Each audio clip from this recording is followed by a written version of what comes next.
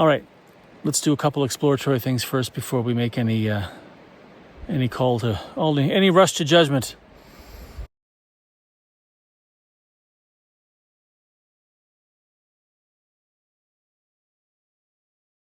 Greetings from the Fish Creek Trailhead. Let's find out how's the hike to another one of those elusive lakes, Douglas Lake. Let's get at it. Lordy, lordy, lots of info here. Lots of restricted activity. It's mostly water restrictions. Yeah, self-certification. Well, I'll self-certify that I'm walking up this hill again. Oh my gosh. Any of you that have done the Skoki Loop, here's a link to my video. Yeah, I did it over my birthday a couple years ago. It starts with this glorious road walk. Steep, nothing much to see, but I'll show you. There are a few things along the way I'll show you. But I think I was out here one time too. It was some sort of squeaky backhoe coming up behind us. Oh man. Anyway, Red Deer Lakes tonight. That's the goal. And tomorrow, well, we'll see how the Red Deer River is. See if we can get across to Douglas Lake. I say we, I mean you and I. Because there's just me doing the walking. You watch, I'll walk.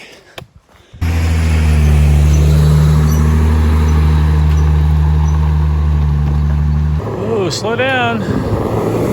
Holy crap. First look at water levels. Corral Creek. Oh boy, she's low. Good.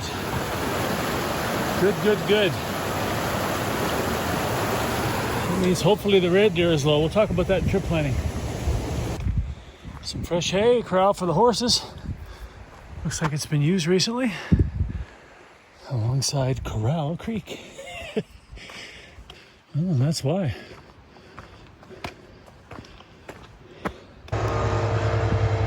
Speaking of squeaky backhoes, watch for this sign, even if you're not going to Skoki Lodge. You're going up that way to the woods. I'll show you that intersection next. There it is. And Red Deer Lakes. Milestone here is I'm about to turn a big right and head that way to Boulder Pass and Ptarmigan Lake. First, I'm going to stop here. It's typically where I have a rest. I've been walking non-stop since the parking lot. Stop here and water up, have a little break, and get up the hill. As I've shown you before, you can go either way here, that way, or this way. I'll go straight here. Just show you this quickly. Little installation about the ecosystem here.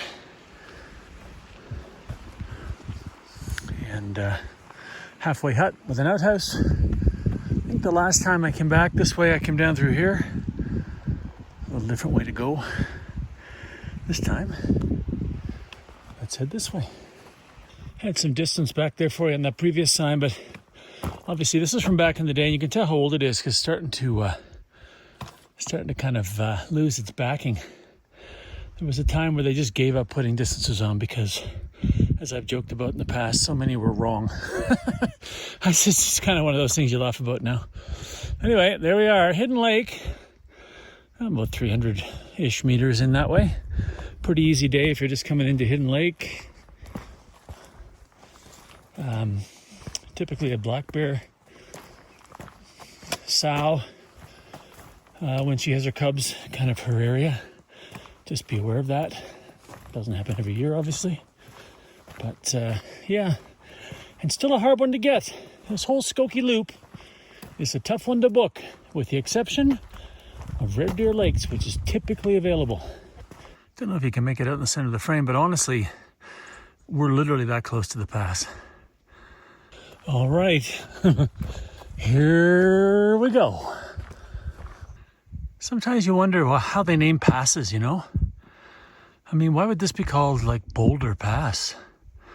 I don't get it. Boulder Pass. And walk with me as I huff and puff. Here comes one of the great views in all of Banff National Park.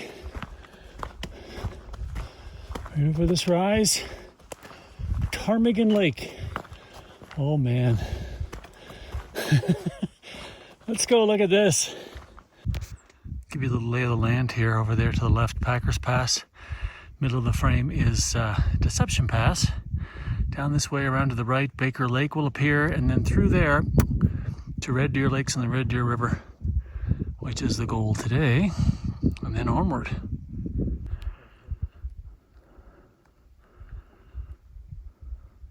First shot of Baker Lake off in the distance. You know, not too smoky either, right? We can see it.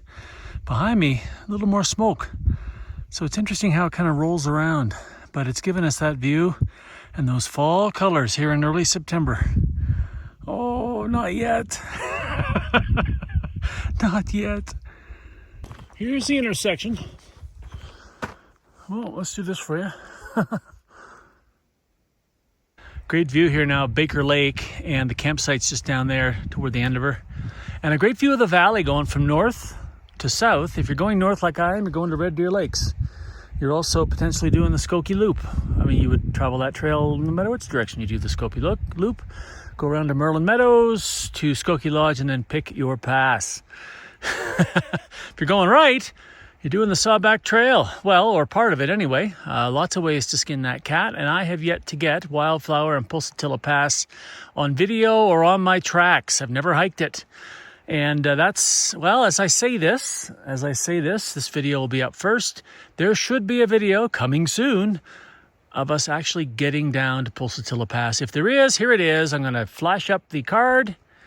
Of course, the card's only flashing up if you're not watching this in the first couple of weeks that it's up on YouTube.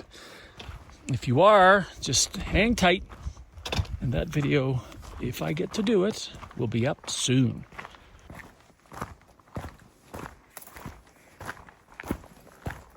Here's the intersection to Baker Lake campsite up to the right. If you want to see a tour of that campsite, check out my Skoki Loop video. I give you a pretty good tour. That's linked below. I've already flashed up the card. You can do that once in a video. If you're going to the Sawback, or heading to Red Deer Lakes like I am, doing the loop, you're going this way.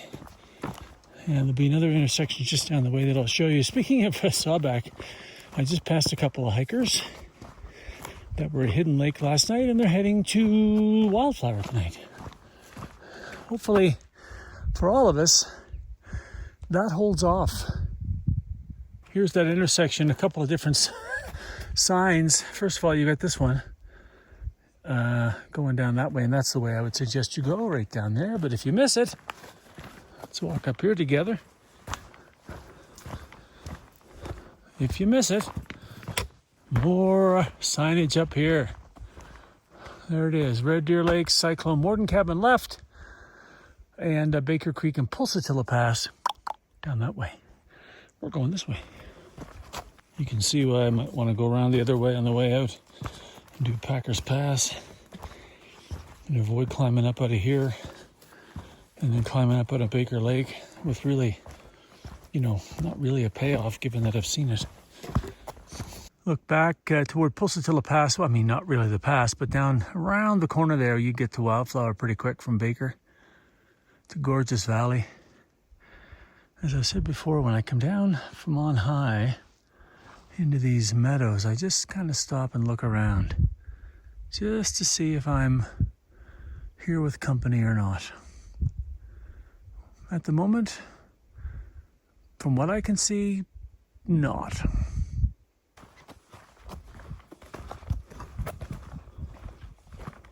Let me show you the signs. It'll come up in trip planning later. So the junction of Skoki Valley and Deception Pass, about 3.7 kilometers, and we're going down to Red Deer Lakes. That's pretty close to being accurate, whatever that says. And so this trail goes up to that gap, which you can kind of see there. But down here at Red Deer Lakes, there should also be a trail that comes right up from the campsite and also heads up that gap. Basically takes you over about 500 meters from Skoki Lodge on this side of it, and you're very close to the Packers Pass intersection. So you can see this is a gorgeous valley,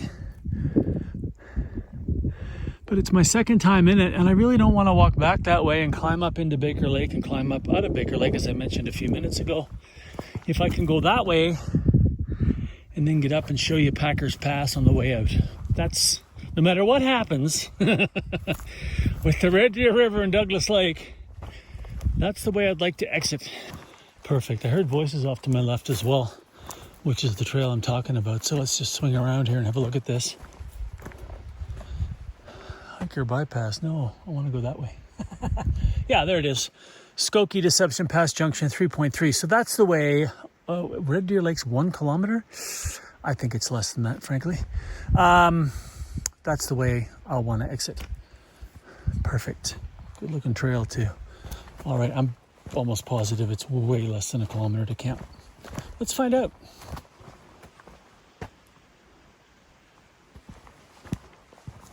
Camp about 650 meters from that 1 kilometer sign. I thought it was less. And that's significant this time of day. Intersection. So tent pads are over here. I mean, I theoretically I could be alone tonight. Oh no, there's a tent back there. I take that back. Tents are over there. Eating area and food storage is over there. I am going to give you a tour of camp as soon as I get set up. And there it is, the Red Deer River Valley. As promised, quick tour of camp. There's my menagerie there. I'm airing some stuff out. Another tent through there. And basically it's just like pick a spot. Find a place that's reasonably flat, unlike what I picked, but I wanted a view, you know, on the soft ground. Outhouse is through there, and it is your typical Banff outhouse, like with a door. Head over here, I'll show you the water source and the eating area with the food hang. This is the water source, and I'm in a really good mood, so I'm going to stay that way.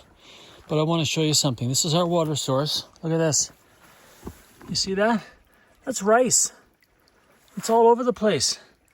Rice in our water source. It's all downstream that way. Somebody either didn't finish their food and didn't want to carry it, or did a very poor job of washing their dishes in the water source. Listen, you do not wash your dishes in the water source. You get some water, you go away to some soft ground or moss, away from the water source, you do your business over there. Oh my gosh. Okay, I'm gonna stay calm. Obviously there's the food hang with the food that must belong to that tent over there.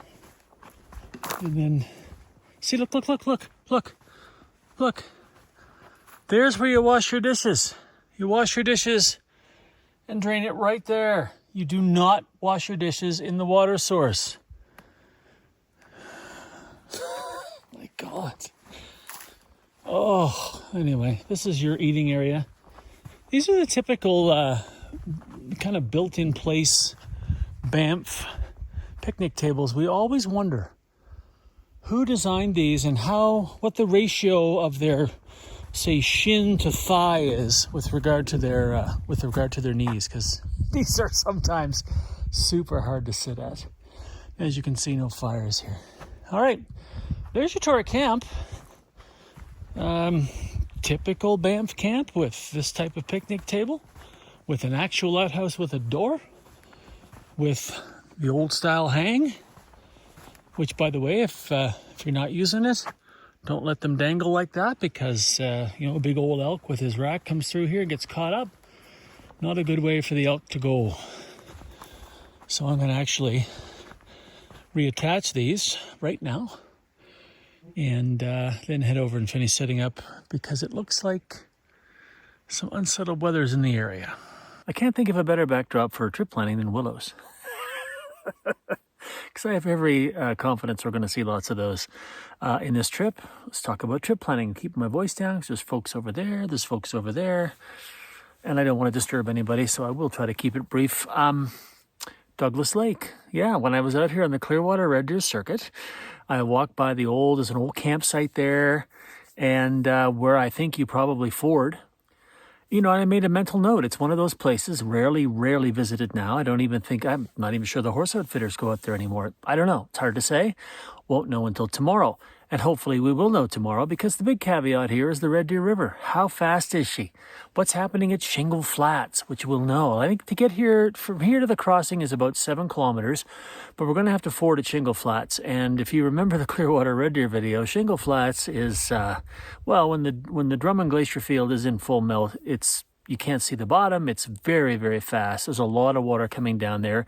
It goes into the Red Deer River, and when it gets in the Red Deer River, of course, changes the color, and therefore you can't see the bottom. You don't know what you're working with. Water levels look pretty low right now. I looked at there is a water meter on the Red Deer River down near the Panther. It had been kind of at the low end of normal or below normal for the last month, until recently when there was a bit of a spike. I think we've had some rain, and there has been a little bit of heat. So all of that comes into play with feeding the Red Deer River as you go downstream. Fortunately, we're still quite a ways upstream, but as I just said, we have to go past Shingle Flats first. Let's see how fast the glaciers are melting. So that's step number 1, get across the Red Deer River. And the idea is just to go find an old camp, if one's still there, and spend the night. If I get in early enough, what I'd like to do is go up and explore. I'd like to explore the Valley of the Hidden Lakes. I'd like to try to do that on the day I get to Douglas Lake, because maybe I'll want to go up there and camp for an extra night. I have the time. Or wait and do it as part of a larger trip.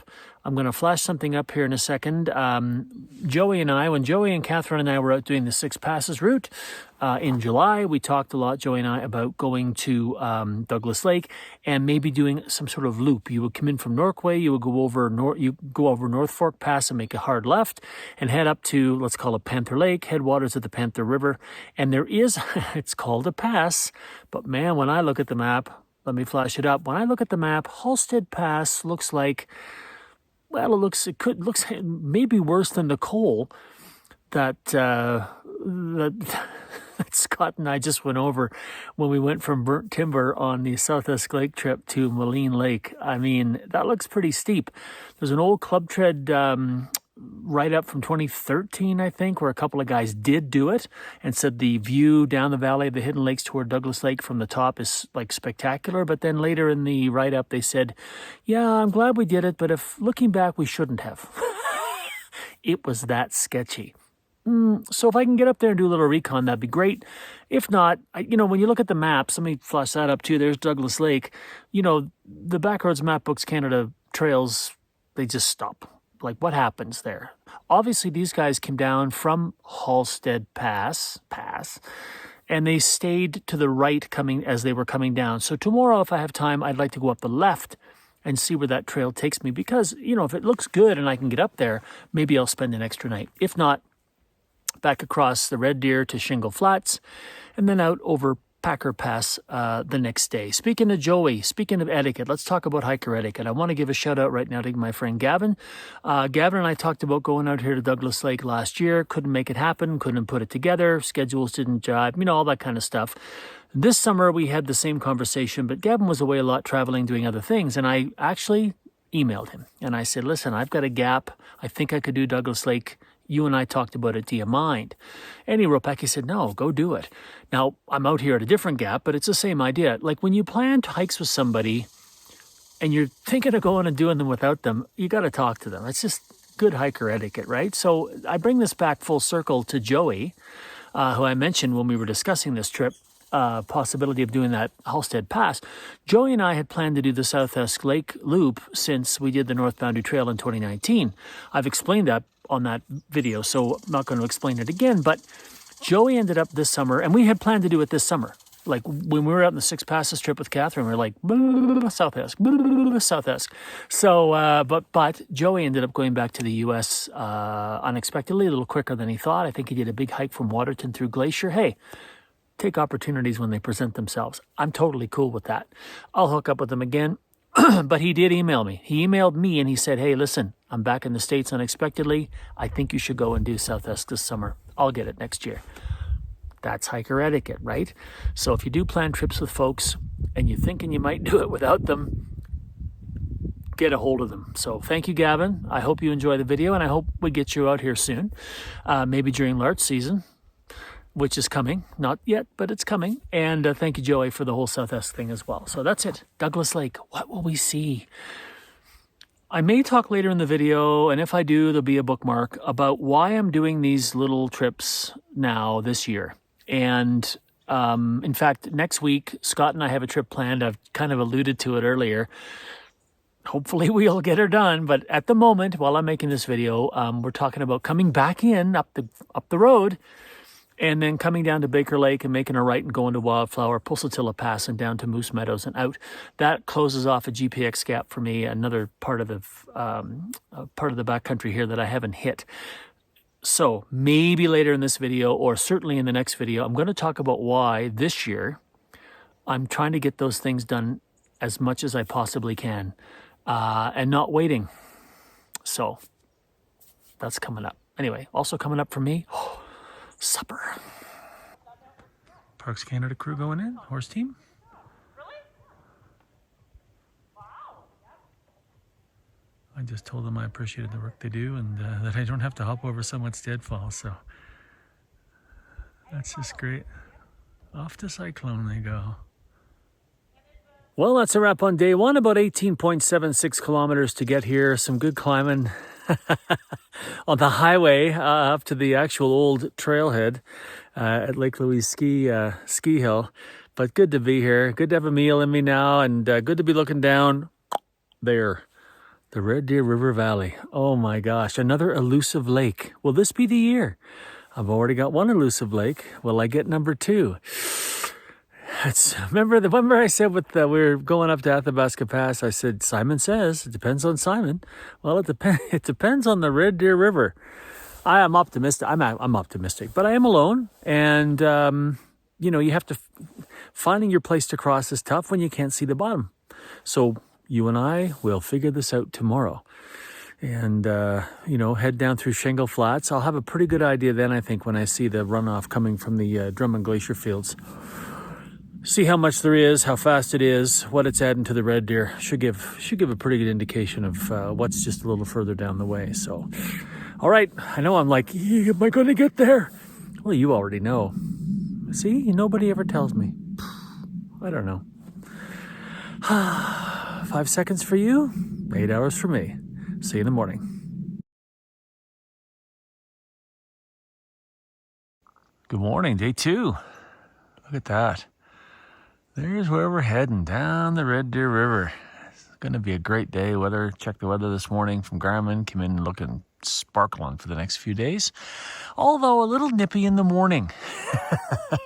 I mean, it is September. I think we get down to 4 overnight. And, even my hands, I got these smart wool gloves on. It's like little chilly. And, of course, less sun, right? Like the sun's in a different position now. You get less of it every day. So when you're planning these fall trips in the shoulder season time, you have to think of that. I'm not sure I did think of that on this trip.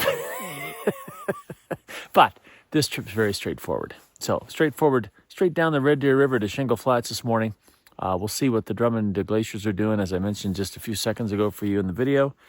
And we'll go check out the Red Deer River and see if we can get across and get to Douglas Lake. It's going to be, no matter what happens, it's going to be a great day. It'll be even greater after I have coffee. Underway, a little fork in the road here. We're going to go left. I think you can go right as well, but it's a horse trail. And, sometimes the horse trail is a little better than the hiker trail. Depends what trail you're on. I know this section of trail, so we're going this way. Natural bridge, 4 kilometers. We're going about 7 to the Douglas Lake, I guess we'll call it ford. I mean, it is going to be a ford. There's really no junction there. See what we can see. Beautiful morning. Little smoke, a little more it looks like off in the distance than when I got in here yesterday. But it could be worse. Great shots this morning of Pipestone and Cyclone Mountains. Down toward the Cyclone Warden's cabin, which is just down the way a bit. That's where that horse team was going last night. And yeah, I mean, I talked about smoke off in the distance in the Red Deer Valley. You look that way, not bad at all. That is the nature of wildfire smoke. It can be, you know, super hazy down there and way better up there.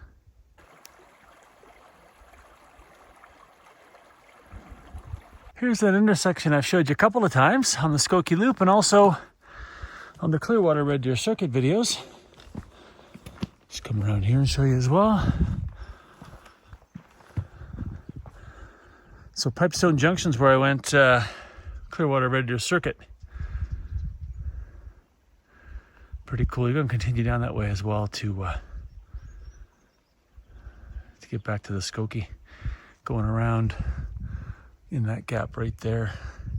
As I said on the way back, that's the gap I want to shoot there and head up to Skoki Lodge.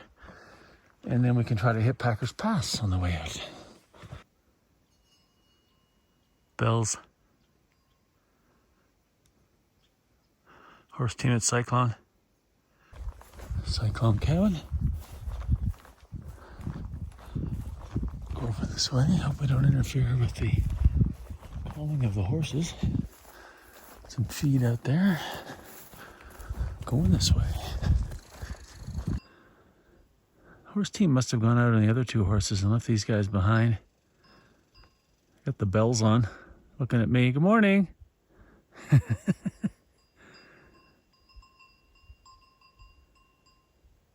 I'm back in the willows again. Not too bad though, all things considered this year.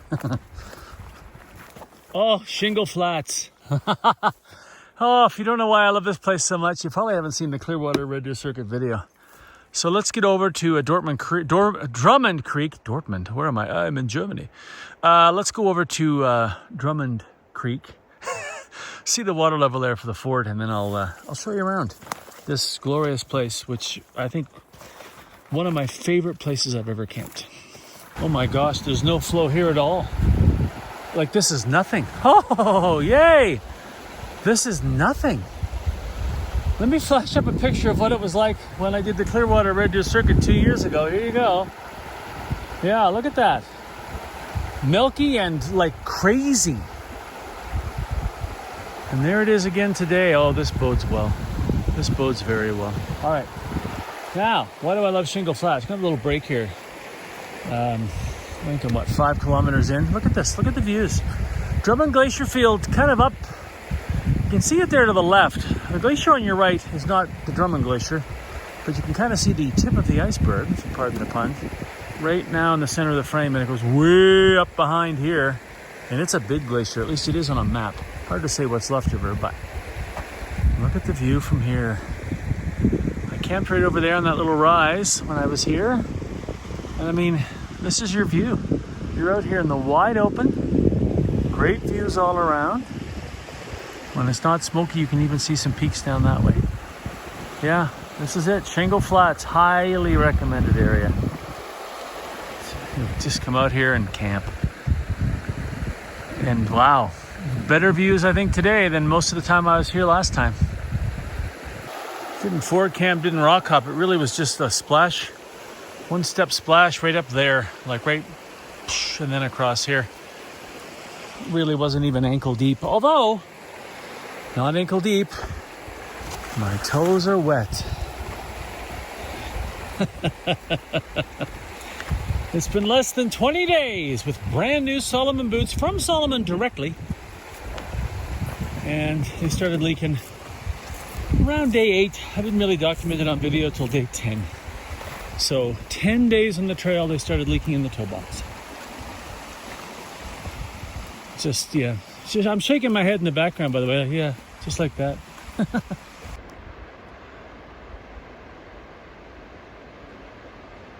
Well, there's the gap going up to Douglas Lake. Not really close to where I'd ford. Canadian Rockies Trail Guide says the river is braided. I don't remember that from when I was at that little old campsite looking at the crossing before, but certainly braided there where you could come up and kind of go over there. It still looks deep. Hard to say we get close. Everything looks great from far away, right? Here we are. Now, this is not where it shows it on the map. If you have the Backroads Mapbooks Canada Trails layer on Gaia, for example, this is not where it shows you that the trail is. The old campsite. Okay. Hitch and post. I mean, I'd camp here. Not bad. But what in the world? Where to go next?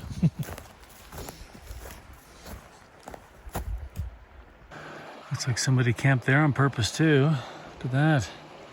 Actually, it's a lovely spot. That's the place I'd put my tent.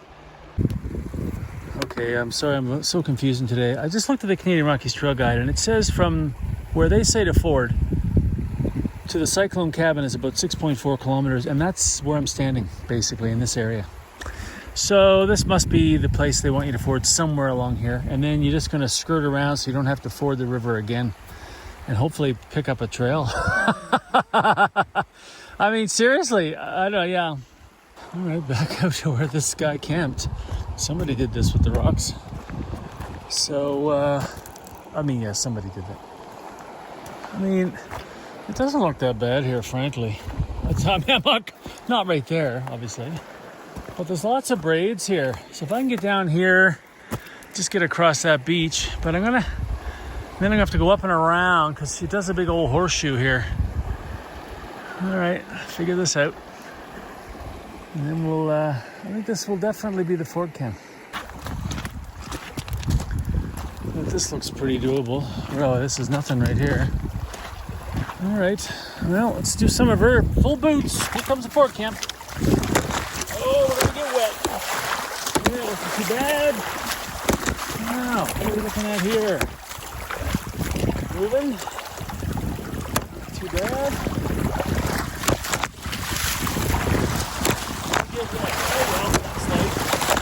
Woo, baby. Always use your trekking pole, see where you're going.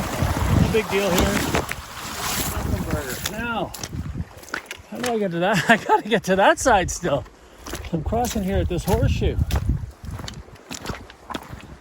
Stay tuned. Okay, from there, the trick is I'm walking back upstream on this side of the river. This is where I want to be, and I'm going to get up here in these meadows. And then cut toward that rise over there. I hope I catch a trail, because that looks bushwhacky. Here's an old trail. Obviously, there's horse prints here because, as I showed you earlier, the horses come down and run the valley here. So they're going to cross there again and head over to Ward. I mean, it's a long way to Warden's Cabin from here, but that's probably what they're doing. I'm not crossing there again. I'm going to stay on this side of the river. It'll be the longest day of video ever. Look, there's more track. More horse track heading over here to Ford.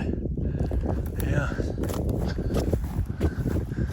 Okay, I'm going to follow that and just follow the river around to the other side and see if I can pick up a trail. I mean, as I look over there, I can almost looks like a trail going up the side of that hill there. Almost. Well, I didn't deceive me. That's definitely a, trail of some sort. Looking down for some tracks. It's funny, I did see some horse hooves around. Oh, there's a faded one right there. Can you see that? That is a faded horse hoof. As is that. Okay, so horses have been on this trail this year. Might be onto something here.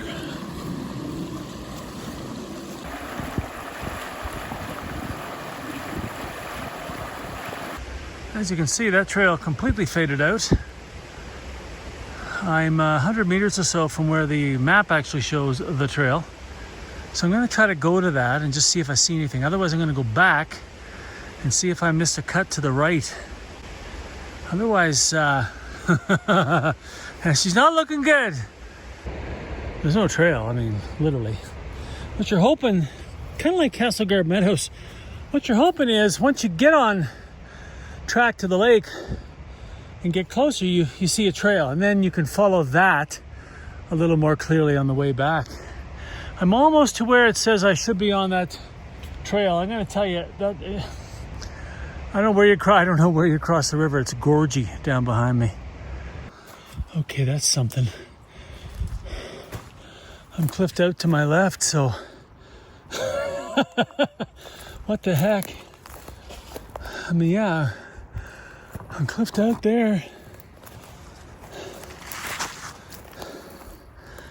Those are definitely markings. That was probably an old one too. I'm just gonna keep going forward, I think.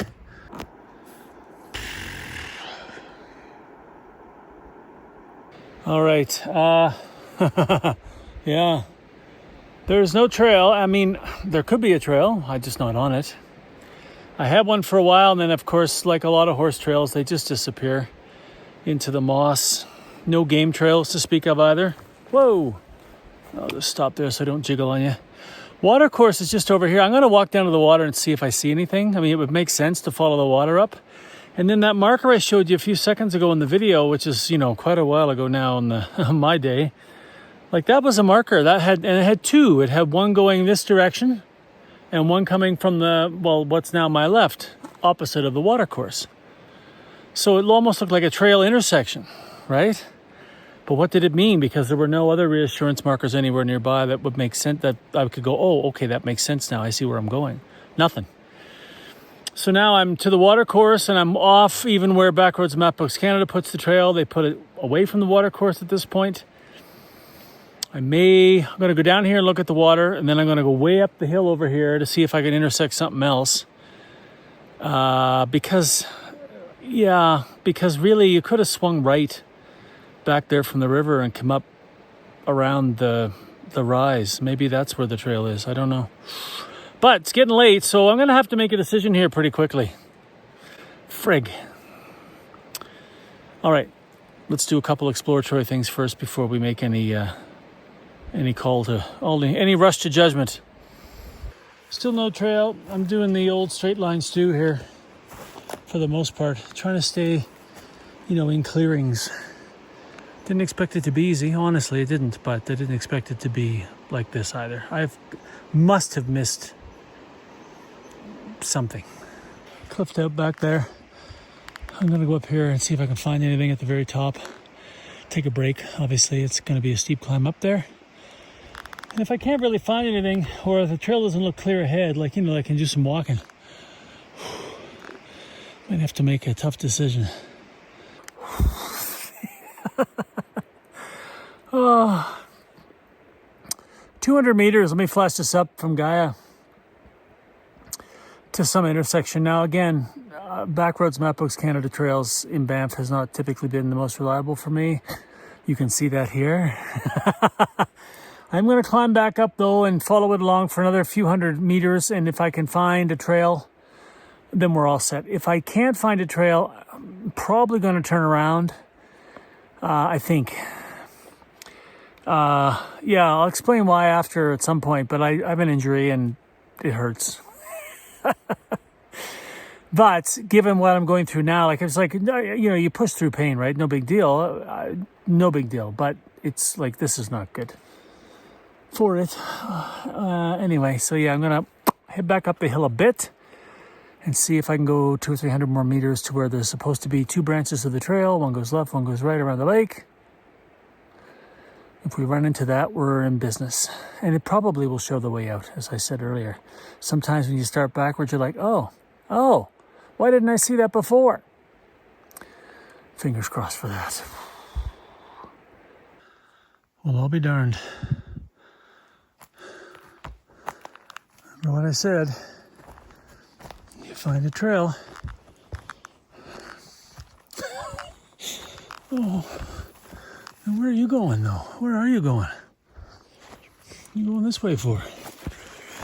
I'm following this. Okay, and there's what I want to see on trees. Good. It's a good sign. Also some horse poop from this year. Not too recent, but this year for sure. As is that. Is that bear's cat? That's weird looking stuff. I can't tell you what it's like to find trail like this after struggling for over an hour at least. Oops. Good foot tread.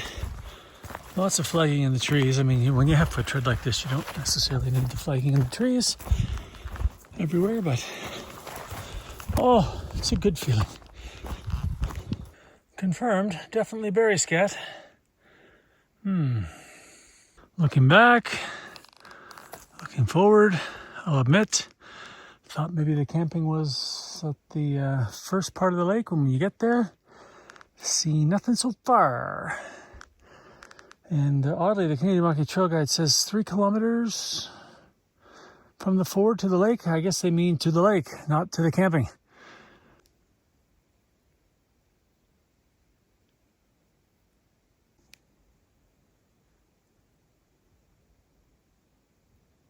Haven't shown you much of that, but there's been quite a lot. I must say I'm a little surprised to see so much bear digging and scat way out here.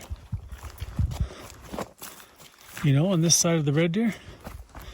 Interesting. Because, you know, you look up there, that's pretty impenetrable, really. I mean, it's not, but you know what I'm saying? It's not easy. Hey, hip, hip. Well, there's the end of the lake. You can see up that way, Valley of the Hidden Lakes is up that way and around to the right. And I'm thinking that Halstead Pass would be that gap up there. Speaking of gaps, I'm looking for a camp. Am I wrong? I mean, the trail was good all the way out here. Look, there. That sure looks like a human footprint to me. And it's not mine. So is there a place to camp here? Because I'll be honest, there really wasn't much along the lake. It's, you know, I can random camp where I want to. Well, Canadian Rockies Trail Guide says camp on the beach. Did I miss something else? Hope not. That trail all the way to here was good. Okay, I'm going to head over to that point, see if there's anywhere to camp there. And if not, I'm going to have a large lunch and then head back to the Red Deer. I mean, seriously, like there's nowhere to camp along this whole trail. And that's all, you know, you can tell there's nowhere to put a tent there. Let's go over and see what's over there. Came back up from the lake. Trail's still here. I was going to put a horse camp somewhere. I'd probably put it on this point. It's the thing when you're out here. The whole reason I found this trail wasn't Backroads Mapbooks Canada necessarily. It was, well, because that was all over the place. It was because I was looking kind of where you might see a cut line. And that's how I found it. So now I'm looking over here in these trees thinking, that could be a good spot for horses. If it's not, it's going to be a good spot for lunch. The Bear Fest continues. That's some very unique looking scat, I will say. Oh, blaze, and I think I see something down here. She looks rough. Yep. Oh, look, something's been through here. I wonder if it's our friend. Some stuff there. Yeah, well, Douglas Lake. This is camp, into the road, into the trail. A little bit of water out here. Oh, it's flowing. That's helpful. I'm going to water up right now and figure out what to do next. I mean, I want to stay out here. There's no question. Now that I found a camp and water. The seldom visited Douglas Lake. There it is. Red Deer River Valley in the background. I'm out here on the meadow, or maybe what Brian was referring to as the beach. Brian and Bart, the Canadian Rockies Trail Guide, because this is pretty much the only place you're going to be able to camp. You're up pretty high all the way along the lake because she's pretty steep. A little panorama for you there, boom. Valley of the Hidden Lakes up there and kind of to the right. And then you see a glacier kind of in the center of the frame. I'm pretty sure that would be Halstead Pass off to the left of that glacier in that little cut. Let me just zoom in real quick for you. Yeah, I mean, it has to be. Look at that. You could just walk probably straight up that meadow. The This place is wild. A little bit of good running water there. Up there, a little waterfall. And camp, as I suspected, in that stand of trees on the point. So let's go back over there, figure out what's next. Oh, taking a well-deserved break. You know what? The trail up here is probably great if you stay on it.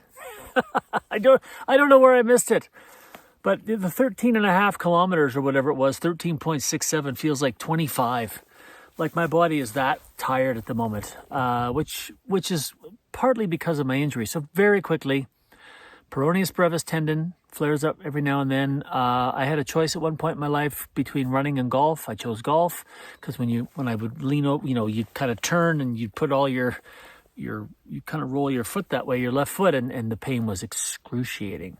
And it gets worse. Unlike an IT band, which is kind of non-degenerative, the peroneus brevis stuff leads to all kinds of other issues. In fact, today, after I limped my way to get my food bag this morning, I'm like, I wonder if I can do this today.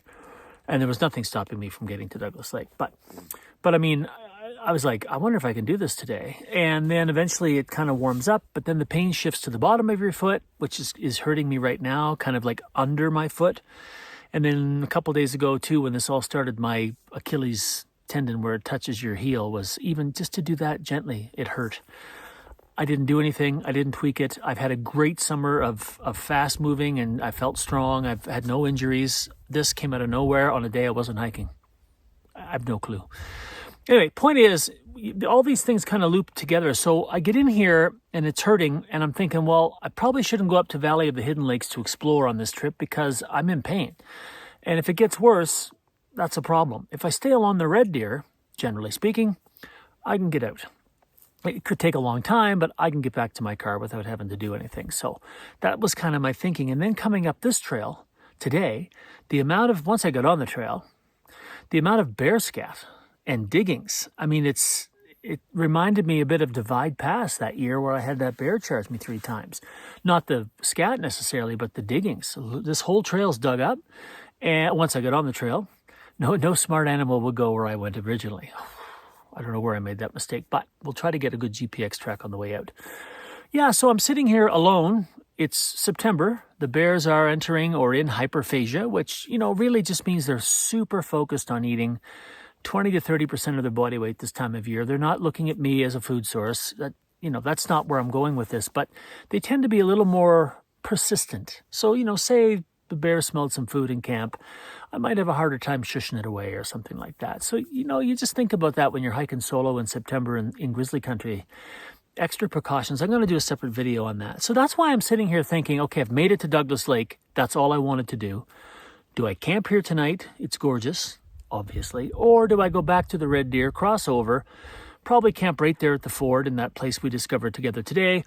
And I didn't see any sign on that side of the river at all. Like zero. No scat, no diggings, nothing. No sign that bears even live there. My heart's telling me one thing, and my head's telling me another. What would you do? I'm going to sit here for a bit longer and ponder it. One last look from camp up the valley. Valley of the Hidden Lakes, which will remain hidden to me on this trip. That was going to be the plan anyway with my foot the way it is, but you knew it. Yeah, I'm going to go back. Listen, forget the hyperphagia stuff, but just bear management 101. If you see a lot of fresh bear sign, that's not the place for you. And it's fresh. The diggings especially were fresh. Scat's hard to tell, but there's a lot of scat on this trail. All right, one thing I am going to do is try to get you an accurate... Hello. I think I showed you that one a minute ago. Is try to get you an accurate GPX track here. Back to the river. So as I said earlier, sometimes coming out a trail from a different direction, it's a lot more obvious. Fingers crossed. This will give you a good indication from that ford what the distance is, and you can follow it on your own device if I can get this done for you.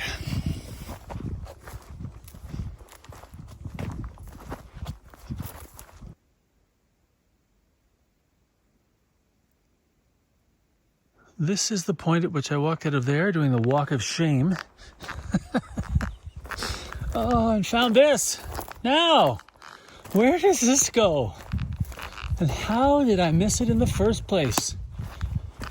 Let's go find out.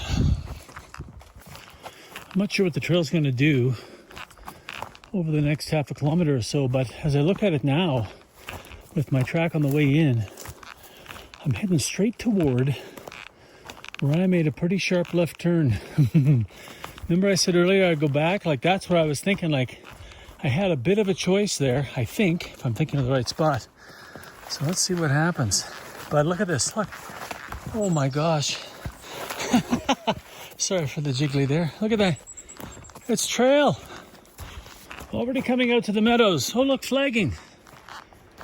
I don't know if you can see it in the sun, but there's some pink flagging. Now, I was nowhere over here to see that. I had stayed along the river. Look at this. Look. Well, well. So, let me just turn around and give you another view of this. You're looking for that. Okay, now where does this take me now? And here's exactly where I made the error. This is the trail. Remember as we were coming in earlier, I said, oh look, that's a trail going up the side of the hill. Well, it certainly was. There it is right there. See that? That's the trail I followed. And I went that way. But look what I missed. Look what I missed by trying to route find. You come up out of that ford, you're going to get to this fork. Look for that if it's still there. But this is your trail, not this one. Oh my gosh, mystery solving. I got to be honest, that trail I just came down and showed you, that is easy. That's as good as any trail on the Front Ranges, really. Better than some. So again, I went that way. You go that way. Problem solved. And look at the difference in color of the Red Deer River from earlier. The heat melting the Drummond Glacier Field. I wonder what this ford will be like now. See what I mean? You can even see the discoloration now backing up into the clean water from the glacier flow. If she's too bad, we'll have to camp on this side. No biggie. Way more flow and far dirtier. That's a problem, you know, with your filters. It's also a problem fording. Where did my little braid go? Yeah, that's going to be a little more interesting. There's a lot more water here. A ton more water. Still doable, but going to get wetter. Trying to look on the GPS to see what kind of where I forded earlier, because it wasn't too bad. And I mean, it's going to still be a better place, but no, it's kind of gone. Yeah, there's your glacial melt. I know I harp on that a lot, but I mean, seriously, look at this. It's insane. All right, let's see what happens. Here comes the ford camp. Whoa, that's deep there. Holy, whoa, we're going to back up. On the board. All right, hang on. There won't be a ford camp for this. I got to figure out if I can even get across tonight. Oh man, that hurt. Let me show you. Right up to the, yeah. And very, very fast. Oh, right on the edge there for me. I probably shouldn't have done that. Oh, soaking wet now. Oh, let's go over here and see where we are. Alright, well, it's getting late now. Some sun out here, I can dry some things potentially. Kind of dark and dank back in here, although that will help with condensation in the morning. My initial plan when I decided not to stay out at Douglas Lake was to go to Shingle Flats, where I can get sunshine now and first thing in the morning. It's 1.8 kilometers, but it's it's the Drummond Creek that's doing all this damage to this to the water. So I'd have to ford that, and the one I just did was a bit of an experiment. The only problem with staying here is that the water now is that color you just saw. So I've got a pretty new filter with great flow, the Be Free. I can't back flush it. I have to rinse it with clean water, which I won't have. So I guess we'll stay here and kill the filter. I think at this point that's probably the right call. So time to set up the tent. Oh man, it's late. I mean, it's after 7. I just barely got set up. I mean, everything's kind of drying though, except my boots and stuff are going to be soaking wet tomorrow, and that's fine. It's no, I've been there before. That's life. And I'm going to have to cross Drummond Creek, which I wouldn't want to do tonight. This is insane. Like the difference in just a number of hours, whatever that number of hours was. But listen, it's supper time. West Coast Kitchen. I brought this on because we talked about hyperphagia earlier. When I'm out alone, I tend to bring just pouch meals. I don't want to cook because I don't trust myself to get my pot clean or have any odors around from cooking. So no Yamnuska on this trip, but I certainly do have West Coast Kitchen, and this is interesting to me. By the way, this is something I would never think of buying myself. Okay, I've already had a bite, so I can tell you it's really, really good. Stewed beef, nice turn of phrase there, with apricots and yellow split peas. Beef, rice, split peas, apricots. Like, who thinks of this stuff? And I have to say, I had a bite before. There it is. Where's the camera? Oh, there, right there. Look at that, eh?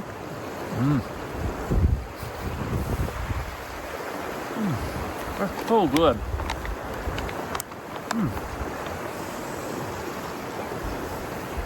I've discovered in video this year that this was kind of it's so good. I don't know.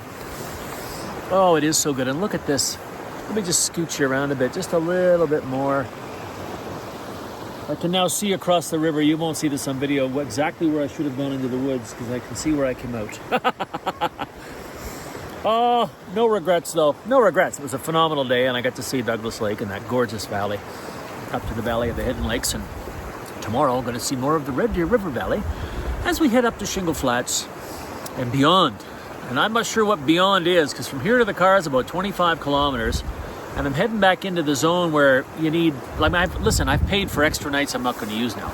And, we'll wrap that up later. But you just can't waltz into Baker Lake and go, hi, or Merlin Meadows, it could be sold out. I mean, typically this time of year it is. So lots going to have to do with my foot in the morning. So I'm going to eat a nice meal and try to get that thing on the mend and enjoy this view. You gotta get out here. Okay, I'm actually not that far away from this bird. What's it doing there? Just kind of hanging out by the murky water. What you doing there, bud? And it just saw me. You're pretty. I didn't mean to disturb your rest. I wouldn't be out in that water either. Well, look at that view. Not this one, that one. There. Woo! Day 2 in the books. You know what? It was a good day. It was, it was a good day. I'm happy with everything that happened. Happy I got to see Douglas Lake in the Valley of the Hidden Lakes. That is so beautiful once you finally get there. And you would get there a lot quicker if you knew where the trail was, and now you do. So on the way back out, I did do a separate GPX track of 5.5 kilometers, whatever it was. I will share that. I mean, I can see now, as I mentioned a minute ago, having supper, where I should have gone. It's not well marked where the old Douglas Lake sign is at all. In fact, the trail I took was actually far more pronounced. Like, there's a stronger trail to go. So don't make that mistake, because it is cool. And I really think now, Valley of the Hidden Lakes, I've got to do it. I've got to do it. I don't know when, but I got to do it at some point. What I got to do tomorrow, let's have a look together. I got to go that way. Yeah, and I don't know how far. So let's see what happens. We can hopefully get a good night's sleep. It's getting nippy, so I'm going to tuck in. and enjoy the sounds of the water, which, if you've been around a while on the channel with me, you know it's my favorite thing. With that, good night. I'll see you in the morning.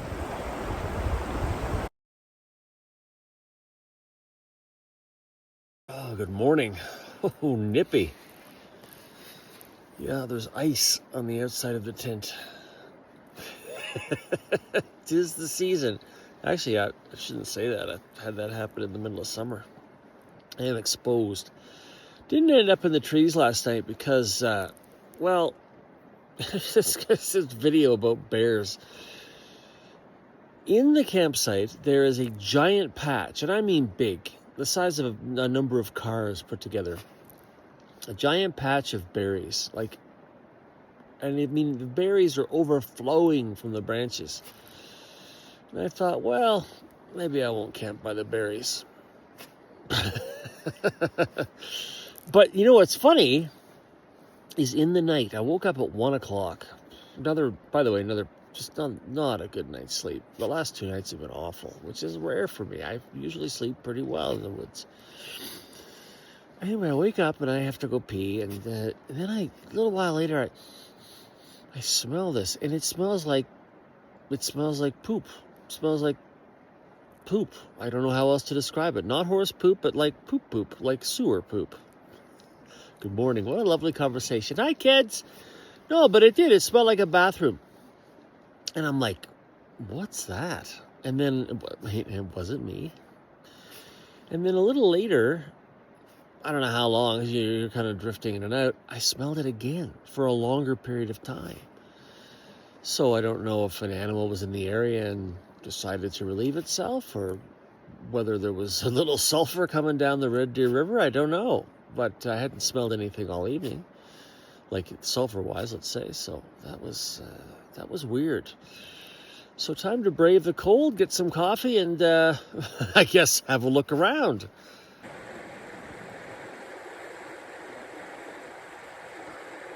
Oh, come on, sunshine. You know you want to come. Already starting to paint the mountains behind me. Look at this. I just want to show you this. Here's the Red Deer River this morning. All of this was underwater yesterday, right there. You can see the waterfalls, not really, I call it waterfalls, but where it hit that log jam, not much going on there. And then look down here. Look beyond this little mess toward the steaming meadows. Oh my God, look at that. Look at the river. Look, there's no water compared to yesterday. See all that sand out there? Along, where's my finger? There we go, along there. That was like underwater. I walked on that and it was up past my ankles. And then of course over here is where I forded. Yeah. Actually, there's where I forded in the morning. Down there you can kind of see a sandbar coming out that way a little bit. That's where I went across in the morning. I couldn't even find that yesterday. Anyway, there you go. That's what happens when the glaciers get melting. Look at that view. All right, time for some coffee, which you can see down at your bottom right. And then we are heading up that way on the road. Just wanted to show you this. Look at this. Another little camp spot up here. I don't remember if I showed you this last night or not. Anyway, yeah, what a spot. This is where I had my supper with the views. You know, beautiful. I also tried to find a spot up here where I could camp. I mean, when you look at it like from here, oh, look at that, looks flat. It's not flat. And listen, it doesn't have to be perfectly flat, but there just really wasn't anything up here suitable. But I sure would have loved to have my vestibule open with that view all evening. Whew. Pipestone Mountain off in the distance. Let's head that way.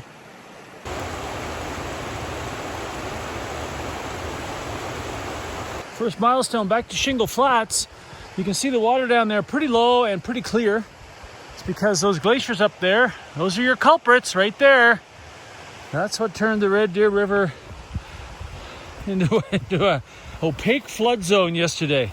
I mean, the river's kind of opaque anyway coming down to here, but when you get all that white glacial melt in the river, it makes it, and the high flow makes it a lot worse. But I mean, that's nothing this morning. Not even a Ford Canmore or a rock cut this morning. I'm just gonna Just gonna step across there. Easy peasy.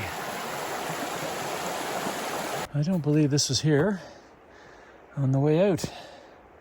So maybe there is a bear finally discovering all the wonderful berries in the Red Deer River Valley. Still available. Didn't show you this yesterday, but there's a lot of deadfall between Cyclone and Shingle Flats. Pretty new too, which is interesting because right now I'm about half a kilometer from Cyclone.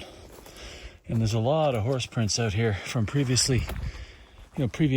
weeks in the summer. Some, that's pretty fresh actually. If you look at that. So it's interesting. I don't know how it works out here, but a couple of years ago when I did the Clearwater Red Deer, that team was out here clearing trees like that. So maybe they have different duties when they come out at different times. I don't know. I guess it would depend on what equipment they have with them and stuff, but kind of weird to see that so close to the warden's cabin and between the warden's cabin and a wildlife camera that I saw a little while ago.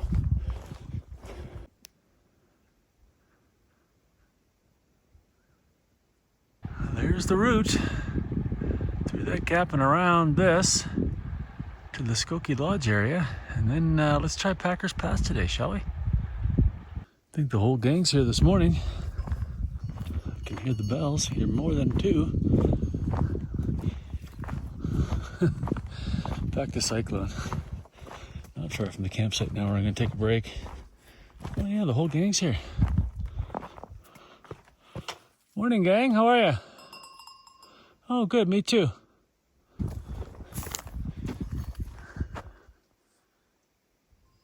Pardon my shadow. A little salt lick over there. Interesting to me how horse feed kind of looks like horse poop. Having a bit of deja vu all over again.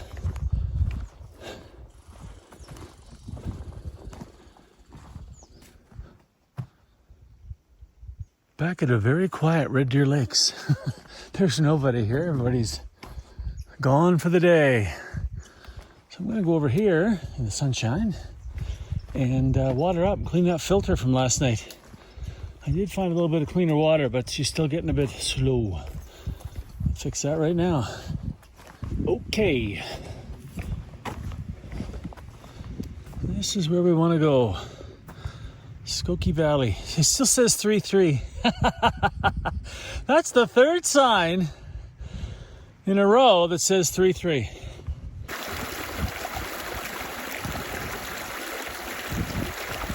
Let me show you this. If you remember on day one, I showed you an intersection. After passing Baker Lake, you would cut across to go onto this trail. And here is that intersection. Just to show you. There it is. I'm going to check this sign out. Made it to the intersection. Left would take me up Deception Pass, but I'd like to do Packers today. I think I have to backtrack to the lodge. Yeah, let's see. More Skoki. Little shot of Skoki Lodge. Come on up and do some glamping and day hiking. Started out for skiing, obviously. 1931. Wow. Pretty popular spot, actually. Let's see if we can find this trail.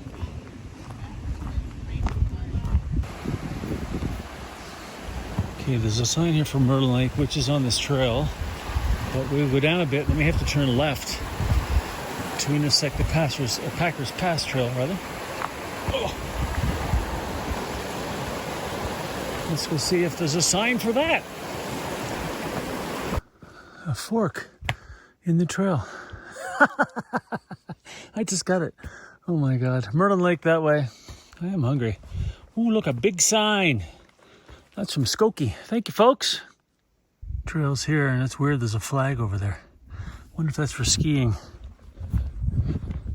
Could be confusing to folks, though. I mean, it shouldn't be.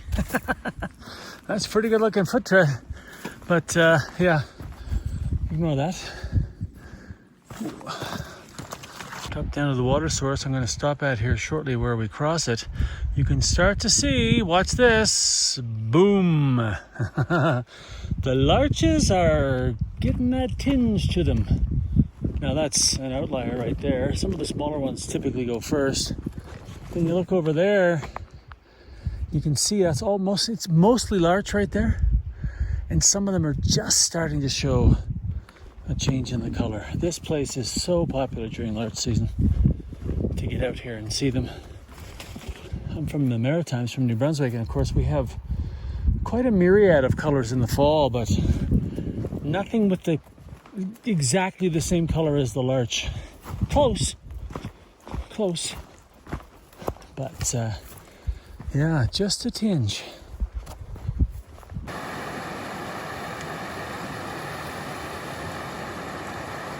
There's the pass. That saddle behind that little tiny peak in the middle of the frame. That's really cool.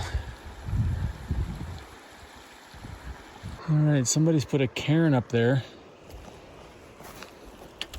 Little tiny one here. Looks like we're gonna do a little bit of minor bouldering along here. Oh, I was thinking my bouldering days were over this summer. Whoa, these ones move too. All right, just gonna get over across the water here and have a break.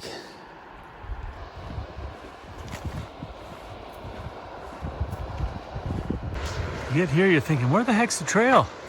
Right in the middle of the frame. What's this? People. Look at that. Ooh, baby. Let the fun begin. A couple of lakes up here feeding each other and feeding this, filtering out some of that glacial silt to these beautiful waterfalls. I think they're the only two lakes in the parks with Greek names, and I'm going to flash them up here because you don't want to hear me try to say that. But here they are, yep.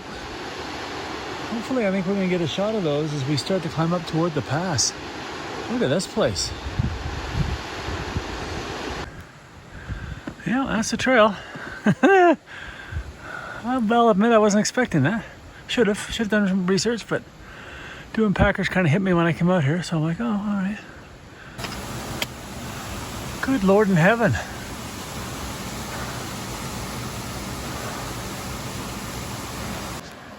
That's what that looks like from the top. Then I think, frankly, we go up here. Kind of looks like it. Yeah, that was correct. Wow, I didn't really count my scramble today. That's kind of what that felt like. Ooh. All right. And I thought the tough part was going to be up near the pass. Oh, baby, let's get a look at that. Holy moly. Let me go up here and get you a panorama of this.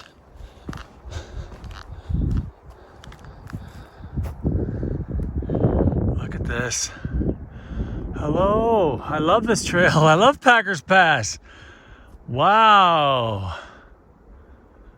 Lots of this rock trail. They've put pavers down almost. Very civilized.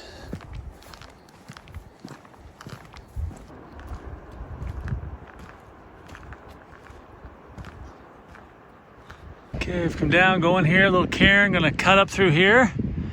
Then I'm gonna look at my map and see how far it is to the actual pass. More to do here. Okay, I checked the maps, about a kilometer-ish to the top. Just a little over, probably.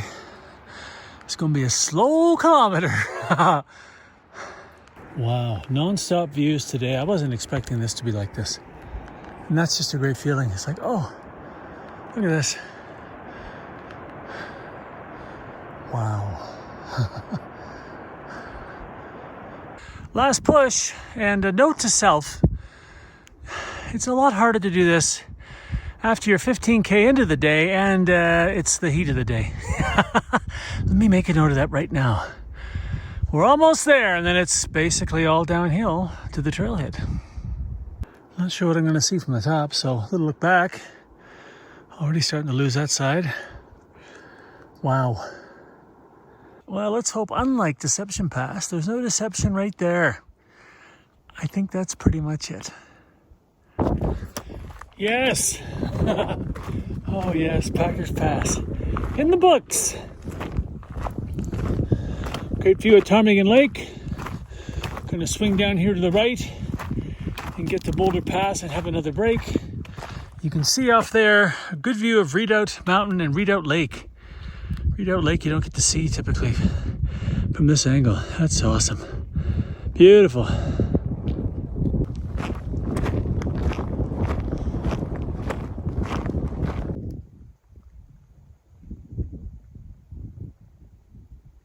Just come down and rejoin the main trail, and I guess maybe this is what the couple meant when they said earlier in the video Packers Pass was hard to find. I mean, there is no sign. That's interesting that there's no sign. And Lord knows I've had trouble on this trip finding the trail. So no comment on that. I mean, sure, you wouldn't know what that is if you're just looking at it, unless you had your GPS out, which again didn't really help me much. I will say though, the Gaia hiking maps here in this area are spot on. Well, for the most part, close enough.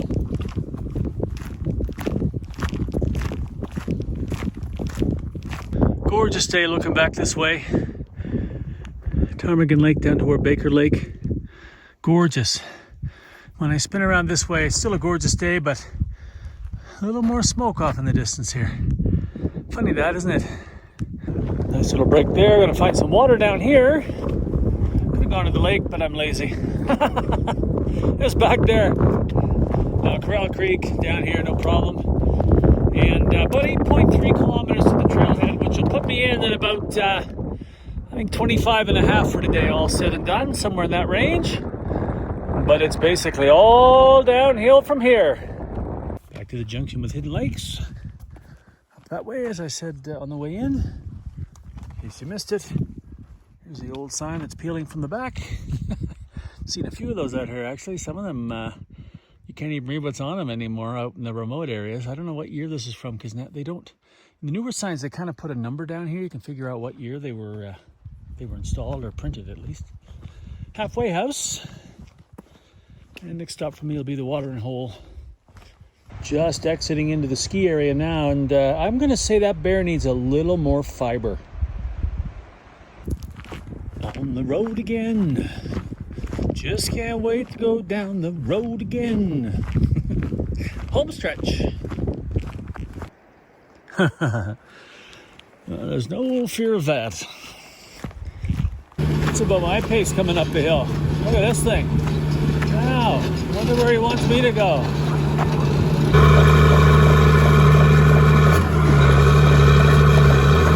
Actually, I think I'm faster. Hey buddy, you all alone? You all by yourself? Well, that fellow must have been naughty. He's been put in the corner.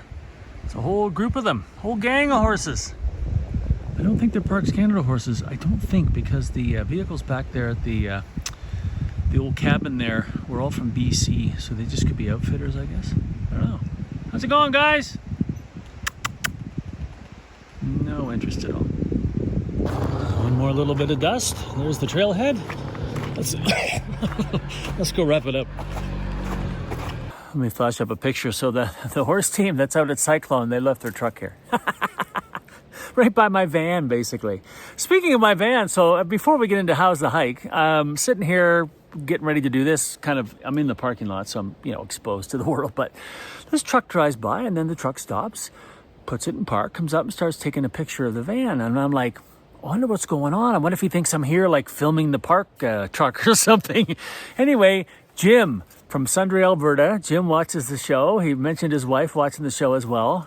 Great to have you guys along watching all the videos. Thank you so much. Jim's another maritime boy from Nova Scotia. He's out here now, and he's working here at the ski hill, putting in trails for the new runs, for the new lift and all. I don't know how that all, I'll see it this winter, hopefully, but it was great to meet you, Jim. It was really great to meet you. So thank you for watching the videos, guys. And I hope you enjoyed this video, because I finally got to Douglas Lake and back out to the upper Red Deer Valley, which I just love. I love these remote places. And by the way, I'm gonna talk about the remote places in a second, if you don't mind. But by the way, what about Packers Pass and those lakes? Holy mackerel. When I did the Skoki Loop, I did Deception Pass like everybody else. you got to see Packers Pass, and you got to see it not on video. Like it was, look at me, I'm actually smiling. It was listen, it was a hard day. You saw the mileage, 25.5 or 0.6 or whatever. I'm tired. And you hit that pass at 15K and at 2 o'clock in the afternoon. It's like, oh man, it's hot. But wow, like that's the stuff that jazzes me up, as does Douglas Lake and the Valley of the Hidden Lakes. So before I get to the remote area stuff, I'm happy. I didn't go up the Valley of the Hidden Lakes. I'm glad I didn't. I've got a lot of backpacking left to do. It's only early September. There's stuff to do. And I'm in a tremendous amount of pain, and that's okay. I don't mind the pain. I'm not going to talk about the pain, but it hurts. And that's okay. I have a high tolerance for pain, to be honest. But I think it was smart not to go up there, especially then with the bear in the area. And the bear was definitely in the area. Those signs were some signs were extraordinarily fresh. Others looked to be a day or two old, which means, in my opinion at least, the bear is going up and down its valley, doing its thing. So that all worked out well. But this was a great trip. And I finally got Douglas Lake off the list. But to my friend Gavin, who I mentioned earlier, I'll go up the Valley of the Hidden Lakes. I will go back there and do that. I'll go this way if we have to. That's fine. But I'd also consider looking at Halstead Pass from Panther Lake on the other side, just to see if you could get over it. I mean, can it be worse than Leah Cole? Well, that's what we're calling it. That thing that we did in Jasper to get to Moline Lake. Could it be worse than that? I don't know. I don't know. You'd have to see, but it could be as bad. All right, about the remote areas, I want to say a couple things. First of all, please hike these trails. I've said this before on the channel about certain trails, and actually, they started getting hiked more. Talking about the south boundary and the north boundary in Jasper. Lots of people out exploring these areas now, and even finding new routes. I just saw a post where somebody went up some lakes and up over a col and into Twin Tree. I mean, let's get out there and explore. North boundary and south boundary are bookable, meaning you do have to call in and try to book your campsites like you do everywhere else. Campsites, I use the term loosely for some of those on the north boundary. Bing, I'm looking at you. Anyway, but here I was in the random zone. And I just want to clear this up really quickly, because this year, for some reason, and I think I know why, this year there's been a bit of talk about the random zone being illegal. The random zone in Banff National Park, and Jasper for that matter, the random zone is not illegal. If you go into the trail office in Banff or Lake Louise, or call Banff or Lake Louise trail office and leave a message, tell them what you want to do, they'll call you back. You can book a permit for the random zones. I was spending most of my time this trip in the upper Red Deer random zone, which they have on their screen in the office. You can go ahead and have a look at it. And you just go and book, I'm going to be here, and tell them kind of what your itinerary is, and they book it in for you, and they take your money. I mean, in fact, they take the exact same amount of money as if you were staying at the Taj Mahal at Egypt Lake or any of those other fancy front country, backcountry campsites. So it is legal. And the other time, earlier in the season, somebody on Facebook group, maybe it was Jasper Trails or maybe it was Banff or Alberta Hiking, I don't know, said, oh, well, we tried to get a permit for that zone. You must have been camping illegally or something. I don't think they said it quite like that, but, pardon me, pine cone, piece of a pine tree. But they couldn't get a permit. So they said, we tried to get a permit for that area and they wouldn't give it to us. Somebody else chimed in and said, well, maybe you were trying to get a bivvy permit and they're more strict about that. I don't know anything about how the park does that. I do know that this year in Banff, there are some issues going on in the Siffler area. So you get to Pipestone Pass, the new Pipestone Pass, and then that area now they're getting kind of fussy about. I don't know much about it. I've been there. Don't plan to go back, but that may be where people are coming up with the idea that they won't give permits and that being out there is illegal. It's not illegal to hike in the random zones of Banff National Park or Jasper National Park or any of the other parks that have random zones. If you go in, book a trip, get a permit for random camping. That's all I wanted to say, because I just want to wrap this up by saying these are the places that we need to hike. We need, once you've done your skylines and your Skoki loops, get out in the backcountry, the real backcountry. I don't mean that in any way, the real backcountry, but I mean the undeveloped backcountry, the old backcountry. That's the best way to say it, the old backcountry, where you see old horse outfitter camps and all that history and stuff. Like it. Anyway, on this trip, I'm really happy. I had a great trip. It's a little shorter than I thought, but that's okay because I'm about to head back out, like within a few days. So that's great. I'll take some time and get this all turned around. But any questions or comments, just leave them in the comments section below. And as always, thank you for watching and listening to me. And we'll see you next time.